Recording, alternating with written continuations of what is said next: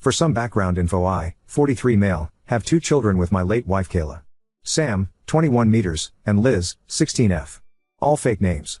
Kayla passed away when our kids were 15 and 10. I won't give specifics about how she passed, but she was struck by a drunk driver when she was on her way home from work. She really was the love of my life, and to say that her passing hit our family hard would be an understatement. I promised myself that if I got back into the dating game I wouldn't date anyone for at least a couple years for the sake of my kids. 3 years after my wife's passing, I met my now fiancé. We'll call her Amanda. Things went slow and I didn't introduce her to my kids until we had been dating for about a year at that point. Now we've been together for 3 years and are engaged. Amanda and my kids have always had a good relationship. Neither of my kids are super close to her, but they have always been friendly and welcoming to her, and Amanda has never overstepped any boundaries my kids have, like trying to replace their mother. At the beginning of Amanda and I's relationship, she was a bit insecure of the fact that I was a widower. During the first few months of us dating, she would constantly ask things like if Kayla had never passed, would I still be with her right now? I always kept my answers brief, and told her that I didn't like thinking about the what ifs and that she was the one I was dating now and that was what mattered. Eventually she stopped making these comments and I stopped worrying about it. Now to the issue. My parents were hosting a family dinner to celebrate my fiancé and I's engagement. It was my mom and dad, my late wife's sister and her husband, Sam and Liz, and me and Amanda. Dinner was going well, we were all making small talk with each other and talked about wedding plans. About halfway into dinner my mom made a comment about how she was so happy I was able to find the spark I had with Kayla and someone else. I don't think anybody really paid much attention to the comment, but then Amanda laughed and said I'm happy she died, otherwise I would have never gotten him to myself. The tone of the dinner immediately shifted and everyone got extremely tense, especially my kids. Amanda noticed the shift and started awkwardly laughing like she was trying to play her comment off as a joke. I was honestly just frozen, as that was the first time she had made a comment like that. My kids looked disgusted and Liz got up and walked out to the car. Sam waited a bit longer like he wanted me to say something, but I was still in shock about what Amanda had said. To make a long story about the dinner short, the dinner was kind of ruined, so I said my goodbyes to everyone, grabbed my fiancé and we all drove home. My daughter hasn't spoken to me or Amanda since and it's been 3 days. I got tired of it and pulled my son aside to ask him what I should do. He said something along the lines of I'm a grown man and don't care who another grown man marries, but I don't want a woman who speaks like that about our mother around my sister. Sam's comment stuck with me and now I'm considering calling off the engagement entirely. She's never made comments like this before, but I'm worried if I let it slide this one time, it will become more frequent and it will affect my daughter. I need some advice from outside perspectives and just want to do right by my kids. Wibta if I called it the engagement because of the comment she made? Edit. Wow, I didn't expect to get this much advice so shortly after posting this. Nonetheless, thank all of you for the advice and even the people calling me a bad father. I think your guys' words are what I needed to pull my head out my ass. I will try to talk to my kids alone tonight before speaking with my fiancé and we'll see where it goes from here. I'm pretty sure my fiancé and I are over though. I'll update late tonight or tomorrow on how the talks with everyone goes. Thank all of you again for setting my head straight. Edit number 2. I tried posting my update on here but this post wouldn't allow it. Update 1. Did my fiancé apologize to anyone at the dinner party? No, she didn't. I honestly don't think it even registered or has registered to her that what she said was wrong. 2. Does fiancé have social anxiety? Not to my knowledge, no. In all the time I've known her she's never shown any signs of social anxiety and doesn't have a history of it. 3. How old was my late wife? She was 37 when she passed and we were the same age. Amanda is 41. A lot of people were asking for clarification on the time frame of her passing and when my fiancé and I met. At this point in time Kayla has been gone for about 6 years and I met Amanda roughly 3 years after Kayla's passing. I didn't mention either of their ages as I didn't believe it was important because we're so close in age, but I understand why a lot of you guys would want to know. Now that I've clarified the things I was most asked about in the comments, we can get into the update. While I'm writing this update, it's the day after I talked to my kids. So last night at around 5:30 my fiancé left for work. She works nights most days of the week, so I was able to call my son and ask if he could come over so I can talk to him and his sister. He goes to our local college and lives in an apartment near his school. When he started college he wanted to move out but also wanted to stay close to us, so he settled on an apartment a few blocks away from the college. He came over and I called him and his sister into the living room to talk with the both of them. When they were both seated I told them point blank that I didn't think the wedding was happening anymore, and that the comment she made was unacceptable. I then, by the advice of the comments, apologized to them. I told them I was sorry for not saying anything for so long and letting the tension thicken in our home. I told my daughter that I understood why she hasn't spoken to me and that I was sorry for allowing her to think that I was even remotely okay with what she said. I felt pretty spineless after we had gotten back from dinner that night, so I wanted to do everything in my power to make it right with my kids during the conversation. My daughter told me that she felt disgusted at the comment Amanda made and even more so when I didn't defend her mother. She then told me that the past 2 years that she's known Amanda, she felt like she's been gradually trying to push her and Sam away from me. One of the examples Liz gave was when my son moved out. He moved out when he was about to start his sophomore year of college, and when he mentioned the idea of moving out, Amanda was the one who took that and ran with it. According to Liz, Amanda was the one encouraging Sam the most to move out. To be clear, I was never against Sam moving out, but I was clear to him too he was welcome to live at home for his college years and even after until he found where he wanted to be. I asked Sam if he felt pushed out by Amanda, and if that's why he moved out. He said he hadn't felt pushed out before he told everyone he wanted to move, but after he put it out there my fiancé kept pushing for him to move out. Liz cut in and said that every time she brings up college, Amanda keeps encouraging her to go out of state. Liz doesn't plan on going out of state and she's been open about wanting to go to the college Sam is attending right now. Liz said she feels like Amanda is waiting till she graduates high school and goes to college so she can move out. A lot of the comments were right about the subtle comments eventually turning into Amanda wanting my kids pushed away from me. Liz said that she was scared that by the time I eventually noticed the way Amanda was acting, too big of a wedge would have already been driven between me and them. I told them, why kids, that I'm sorry it's taken me this long to notice and that I was also sorry they've been walking on eggshells for so long. I hugged my kids and told them no matter what, they are my top priority, not Amanda or anybody else. A lot of comments pointed out that even though my son is grown, he still needs his father, and I made sure to let my son know that I will always be there for him and his sister even when they are well grown. The entire conversation lasted about 2 hours. We covered a lot of the bases we wanted to, and it got emotional on all sides. In short, Amanda and I are done. I've made it a point to tell my kids that none of this situation is their fault, and that Amanda is the grown woman who said what she said. My kids and I are okay right now, but they aren't 100% with me and probably won't be for a while. I'm completely fine with that and just want my kids comfortable in their own home. Amanda has tomorrow off from work, so I plan on talking to her tomorrow. I also plan on calling my mother to ask her why she thought it was okay to even bring up Kayla at the dinner. I don't want my daughter here when it all goes down, so she's staying tonight and tomorrow night with Sam. So that's where I'm at right now. Not super happy about the outcome of me and Amanda, but would rather have my kids happy and healthy than have a wife. Again, thank you everyone for the advice and the harsh words. I'll update after I call it off with Amanda. Update 2. Okay everyone, here's the update you guys were waiting for. So where we last left off is my kids and I talked, made up, and my daughter is staying with her brother so she doesn't get caught up in what was about to happen with my now ex-fiancé. Before the hard part of the day, breaking it off with Amanda, I made a call to my mom to let her know of the situation. A lot of the comments told me to not bash my mom for the comment she made. Now thinking back on the situation with a clear mind, the comment my mother did towards Amanda was most definitely a compliment towards her. And that was confirmed in the call I had with her. My mother, bless her heart, felt extremely guilty for the entire situation. She fully believed the situation all stemmed from her one comment. I assured her that none of the situation was her fault and that I've never blamed her one bit for any of this. We talked a bit more before I let her go. The call ended at about 9:15 a.m. and I was left waiting for Amanda to wake up. She woke up at around 10:30 a.m., and I didn't want to ambush her straight after she woke up, so I waited until about 11:10 a.m. to sit her down and talk. A lot of people in the comments suggested to secretly video the whole thing. I thought that was extremely smart, so I had my phone set to record in my back pocket the entire time. I didn't think she'd try to do anything drastic, but I would rather be safe than sorry. The talk with her went about as well as anyone could imagine, so not at all. I told her I needed to talk with her, that it was serious, and we sat in the living room. When we were seated, I began unloading at her about the comment she made about Kayla at my parents' house, how it made my kids feel, how it made me feel, her lack of an apology of any sort of acknowledgement to what she said, and so on. I told her I expect her to give an apology to my parents, my in-laws, and most importantly, my kids. During the entire time of me unloading on her, she didn't seem to show any bit of emotion other than her eyes, which were slightly wider than normal. After I spoke my truth, she straight up asked, so if I apologize to everyone, we'll go back to normal? I told her point blank, no. I told her that the comment she made at dinner was not the extent of my problems with her. I then told her that I know she heavily pressured Sam to move out when he wasn't even sure if he wanted to at that point in time, and that I also know she is now trying to do the same with Liz. I did my absolute best to leave my kids out of the situation, but told Amanda that the way my kids described her treatment towards them was the main reason I don't see a future with her anymore. Amanda was stone-faced up until I told her we were done. I think that's when the panic set in for her. She kept saying that she'll apologize to everyone, that she'll make it right with my kids, ect. I told her that if she apologizes, I will certainly appreciate it, but we were still done either way. She was full on crying at this point and asked me why wasn't I willing to try and fix our relationship? And I told her that even though I loved her, and I will be honest I still love her very much, I was not willing to take another chance of my kids being hurt against the way they were. I was frustrated and shot back at her asking her why she was trying to push my kids out of their own home? And I got back an answer I was not at all expecting.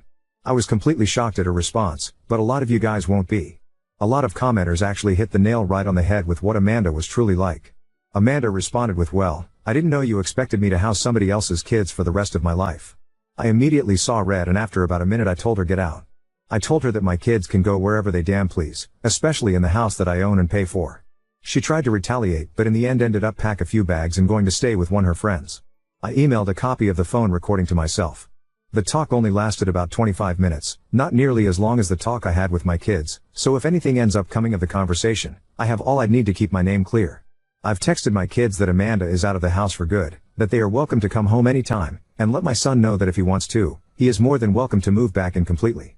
My daughter is coming back from her brother's place in the afternoon and I still have phone calls to make to my parents and in-laws to apologize for this mess of a situation. Amanda is out of my house but keeps blowing up my phone for us to try to work things out.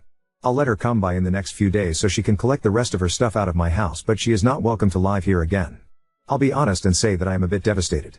Despite everything Amanda did, I still love her, and I probably won't stop loving her for a minute. But I'll be okay. Right now I just want to focus on the family that needs me, and will use this situation as an excuse to bond more with my kids. Another big thank you to everyone who helped me in the comments. A lot of the advice you guys gave played a part in making things right with my family. Update 3. Everything that happened honestly feels like a lifetime ago, which has reminded me that I'm getting older as I'm now 44. Haha. Liz turned 17 a few months ago and Sam is about to be 22. Life has honestly been pretty peaceful since I broke things off with Amanda. I will give a quick recap to my last update from almost a year ago when I had the conversation with Amanda. She had stayed at her friend's place for about a week and I took that time to take the advice of many comments and I packed up her stuff like clothes and other small items for her. She had a couple of bigger things like chairs and other decor, so I made sure those were the only things she was allowed to come in the house for. I got the locks changed per advice as well. I will say that a lot of you commenters thought of things that didn't even cross my mind, like the locks, and I'm thankful you guys are a bit more cognitive than me.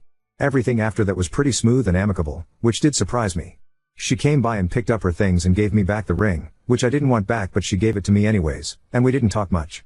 It was calm but that didn't last because a few weeks later, she was harassing my socials for another chance. I was pretty exhausted by her at that point, so I just blocked her and had my kids block her as well. A lot of commenters pointed out in my second update that I didn't love her, I loved who I thought she was, and that was spot on, and it had helped the process of me moving on go much more quickly. It's been radio silence from her end since me and my kids blocked her, and since it's been almost a year, I'm pretty confident it will stay that way. This whole situation has made me realize that I'm perfectly fine and okay with being single for the rest of my life. Maybe people will see that as sad, but I find it more as an acceptance thing. Ending things with Amanda made me realize that I didn't feel that same love with her I felt with Kayla and probably never will with anyone else. That's not fair to me or the person I could potentially date, and I'm content with the family I have around me. This situation has almost given me a whole new appreciation for my kids. They showed more maturity and understanding than I ever did at their age, and it's made me love them even more, which I didn't think was possible. Haha. Sam still has his apartment.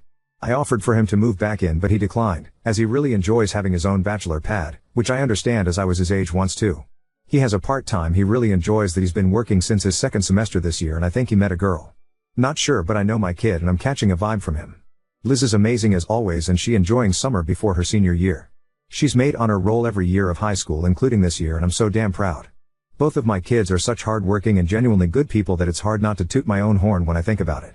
Sorry for rambling in this post about them. I love them more than anything and find myself word vomiting about them when I speak about them. I'm sure other dads can relate. Haha. Another huge thank you to everyone who's been following my story and gifting me all your amazing, and some not so amazing, advice. And also know that I've read your own stories in the comments about you similar experiences. I'm sorry a lot of you guys didn't have the support system I've shown my kids, and I really appreciate each and every one of you taking the time to share your own personal stories. I wish I could give all of you giant dad hugs. Now on to second story. Growing up as a parent to my siblings, I'm finally leaving home, but now my mom is guilt-tripping me for abandoning them. I'm 22 F, my mom is 37, and I have 3 younger siblings F14, F7 and M4. Me and the second oldest have different dads from each other, and the other 2. They and this upcoming baby all have the same dad, our stepdad. I'm sorry if that was confusing. There are 3 dads in total, but only our stepdad is involved now. I was the babysitter and mom growing up. When my sister was born I magically became mom despite not even being double digits. When the others came I still was mom. I didn't get to have fun, go out, or be a kid. My job in the house was to cook, clean, raise my siblings and deal with our mom. She was incredibly immature growing up and loved to drink, party, spend money on luxuries and not be a mom. She acts more like a mom now, but a lot of the work still falls on me. She robbed me of my childhood and I'm very bitter about it. The only reason I lived at home for so long was because no one could take me in, and I felt that I could tolerate it all for free rent and food. It was a good deal for me then, but I'm 22 now. I'm done being a mom when I don't even have kids. Last year my stepdad's parents died in a car accident, and as their only child he got everything. We all moved into their home and got a bit of money under our belts, so I guess they decided to have a baby. When my mom announced it, I asked if she was serious. She confirmed and asked me if I still had my diaper changing skills as a joke. I was silently livid. I dryly laughed and found some roommates online that night. The thought of wasting another 10+ years raising my siblings sounded like hell. She found out that I'm planning on leaving come August, and now she's irate, calling me every name under the sun and selfish. She got my siblings involved, and the youngest is crying, asking why I don't love them anymore and why I'm leaving. It's really low to use kids like that, and it hurts. I don't want to stay, but I don't want them to cry. I know I'm doing the right thing for myself, but is it the right thing for them? My mom never really parented growing up. She wouldn't, so I took over that role. I was the one who changed diapers and taught them their ABCs and all that. I was the one who cooked dinner and bathed them. I look at none of my siblings as siblings but as my own kids, because that's what they basically are. I don't think she'll be able to do a good job. She and my stepdad rely on me heavily in that category. Ida for leaving? I need advice on how to get over this feeling and move on. Edit, holy shit, this kind of blew up when I wasn't expecting it to. Thanks everyone for the kind messages. You all are right, I need to go. My mom and stepdad need to figure it out. I'm going to talk to all 3 of my siblings and explain that me leaving is normal and a good thing. I'll always be a phone call away. I'm most worried about my 14-year-old sister though, and will not hesitate to get authorities involved if I suspect she's going through what I went through or she tells me herself. I'll be giving her a different type of talk soon to try and prevent her from becoming the new mom. Update 1. My mom and stepdad blocked me, but my 14-year-old sister is so far doing fine. I talked to all my siblings individually, but it was rough in more ways than one. I had an explosive argument with my mom the day I left, but that was to be expected. She said nothing new. She called me selfish, a brat, a terrible daughter, and said that she wished she had aborted me. Nothing I haven't heard before. About a week or so before I moved out, I stopped doing most of the things I did before. My parents freaked out and we had a lot of arguments, but I'm happy it's over with. Every time they saw me, a comment was said either to my face or under their breath. My mom would act like I was invisible and talk shit about me to whoever was around. She filled my siblings' heads up with bullshit, and I was incredibly stressed about it. I actually considered staying at that point. I was very close to just staying home, which I know will disappoint you all, but I almost did. This wasn't an easy transition for my siblings, and they're small. It hurts so bad watching them get wrapped up in all of this. My parents had no idea how to do anything for some reason. They had no patience and couldn't get the kids to listen to them. I know they didn't have much experience in childcare, but they were acting brand new. I had a really hard time watching them struggle and watching my siblings suffer because of it. I felt fucking horrible and like I was neglecting them. School is also coming up very soon, and I used to always get them together, so that's going to be an upcoming problem. I'm happy that I won't be around for that, but I'm sad that I won't be. My little brother will be a kindergartner and my sister will be a freshman in high school. Those are huge milestones I wanted to be around for. But, on the bright side, my sister is playing the incompetence card all on her own, and I love her for it. After our conversation about not turning out like me, she told me she'll pretend not to know how until mom stops asking her, which hasn't happened yet. Apparently mom asks her to cook, wash the kids, get them dressed, etc., little gateway things that will spiral into her being the new mom. I'm proud of her for sticking to her plan for the few weeks that she has. She's a lot stronger than I thought she was. I really thought that I'd have to drill it into her to not do anything, but she's doing a lot better than expected. I just hope she doesn't crumble under the pressure. I know it's hard. In order to visit, I have to be welcomed back into the house, but that isn't going well since I'm blocked. I don't want my sister being the middleman, even though she's already trying. I want to see everyone, but without permission there's nothing I can do. And, if anyone cares about my new move, my roommates are great. We played Monopoly our first night all settled in, and it was a great bonding experience. And they're very clean people. It seems so small, but holy shit. It's amazing. I'm loving my current arrangement and hoping it lasts. So yeah. I'm doing fine. My sister didn't take over my job, and I hope she never does, and my parents are losing their minds as expected. I can see their marriage falling apart in the future too. They can figure it all out and raise this one start to finish. Part of me is still feeling incredibly guilty for leaving, and I sometimes regret it, but my newfound freedom feels so good, and I'm reminded of why I left. I'm going to a bar later tonight with my roommates for the first time in my life to let loose and have fun. It feels so weird to say, but I feel like a teenager Lamau. Everything is so exciting and feels a bit illegal, like I'm out way past curfew. So thank you again everyone. I don't think I'd have actually moved without your guys' words. Even though I found roommates, I don't think I could have left on my own. I wouldn't have committed and probably just stayed home. I'm not as strong as I thought I was. It really helped me make a decision when I thought about disappointing you guys. I've never met any of you, but having a cheerleader and knowing that so many of you saw my post and wrote me a kind message really helped. I couldn't be more grateful and excited to live my life. I thought it would be a great time to update since I'm going out tonight to have some fun. Someday all the guilt will be gone, and I'll patch up my relationship with everyone. I still want to have a relationship with my mom someday if she'll change and allow it. As much as I say I hate her, I still sort of love her. She's still my mom.